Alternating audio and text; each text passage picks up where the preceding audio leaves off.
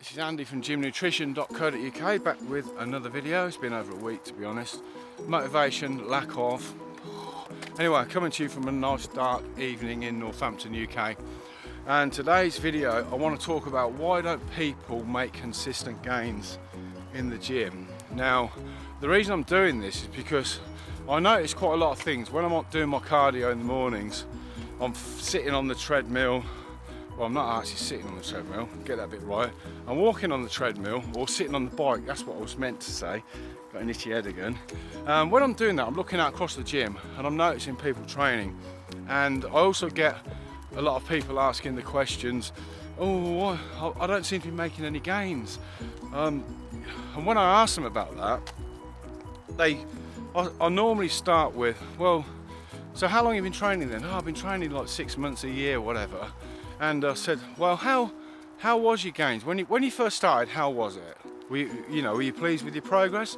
Oh yeah. The first few months, it's like steady gains. My strength was going up, my muscle size was going up, so all is good, But just recently, the last 6 months, 3 months, whatever it happens to be, the last while, the gains seem to have ground to a halt. Now this is common, to be honest. So let's start back at the beginning. Let's walk this way, Willow, come on. Let's start back at the beginning. So when you first train, when the first time you walk into a gym, let's say you pick up a 10 kilo dumbbell and you stand there doing curls with it, yeah? Now, before you start your first training session on arms, your arms are a certain size. Why are they a certain size? Genetics, food that you eat maybe, your age as well plays a big part in that. And also, your body only requires your arms and everything else to be a certain size. It does not want you to walk around with big muscles. What's the point? You can do your daily chores with the arms that you've got, the legs that you've got, the shoulders you've got, etc, etc. So you start with a certain amount of muscle. Now, when you first go in the gym and you pick that 10 kilo dumbbell up and you do some curls, if you do eight reps with that, that's a big increase. That's 8 reps of 10 kilos that your body's not used to doing. So your body says to itself, God blimey, never done that before, that was hard. I need to get a little bit bigger and a little bit stronger to cope with this new workload that's been thrusted upon me. So it will increase size and it will increase strength. So the next couple of workouts you go in, you might have done, like I said, 8 reps with 10 kilos. Next week after, whatever, you might do 11 reps with 10 kilos. And then the next workout, the one after that, maybe you might do 12 reps. And you think, oh, I'm getting a little bit stronger and I seem to be changing a little bit of muscle tone and, muscles increasing in size, etc, etc. So your body will adapt because progressive overload, it's called progressive overload if you haven't heard that phrase before. So it means you're exerting a load on that muscle and your muscle has only got one response to that. My God, I can't cope with this. I need to get bigger and stronger to cope with it. So it will adapt to that new 10 kilo dumbbell. Now, as you go through the months, the years, whatever, you will gradually get a bit stronger, a bit stronger, a bit stronger, a bit stronger. But there comes a time when you plateau. Now plateaus, everyone reaches plateaus. You can't keep increasing the weight. I mean, I've been in the gym on and off for 35 years. So if I was adding 5 kilos to my bench press every month, say, after 35 years, I would be lifting, I don't know how much, I haven't worked it out, but I need a longer bar and more plates, yeah? So obviously it doesn't work like that. So there comes a time where you reach a plateau. Now it's these little plateaus where I've noticed that people that are training, not everyone, but I train in a commercial gym, as I mentioned before, so maybe it's that. If you're in a hardcore bodybuilding environment, then you tend to get more hardcore bodybuilding style people that train there, obviously. So in a commercial gym that I train at, obviously a lot of the people that go there are just kind of like fitness people. So if you just want to go and lift a few weights and have a reasonable workout, then that's fine. That's what you want to do. But if you want to Come on. If you want to increase muscle size, then you need to be progressively overloading your muscle.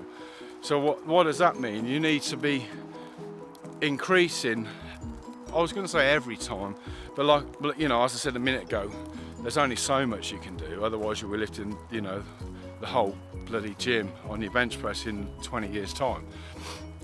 So what I've noticed is that a lot of people, they will train and they will go in there and they think to themselves, oh yeah, well I'll curl the 14, the 16 kilos, say 16 kilos for argument's sake. I'll curl the 16 kilos for 8 reps. That's a good workout for me. So they'll go in with that mindset, I need to do 8 reps with that 16 kilo. And then when they finish the 8 reps, they put it down. Now, do you think that your muscles are going to respond to that? Probably not. Why is that then? Because last week you done 8 reps with 16 kilos. The week before you done 8 reps with 16 kilos. The week before that you done 8 reps with 16 kilos, etc, etc. So that's not progressively overloading your muscle. Your body, your arms, your biceps in this instance, can curl 8 reps, 16 kilos. So it doesn't need to get any bigger and stronger because it can already cope with 8 reps, 16 kilos, yeah? So there's no point in getting bigger. I am big enough to do that amount of weight for 8 reps. Great, I'm there. Fantastic. So in other words, you plateau. So the idea is to go for 9 reps, maybe. I have noticed, you know, like I say, I've noticed the people that are doing this, they seem to get to the 8 reps, and sometimes they don't even look like they're really trying. You know, it's like, oh, I'm going to do 8 with this.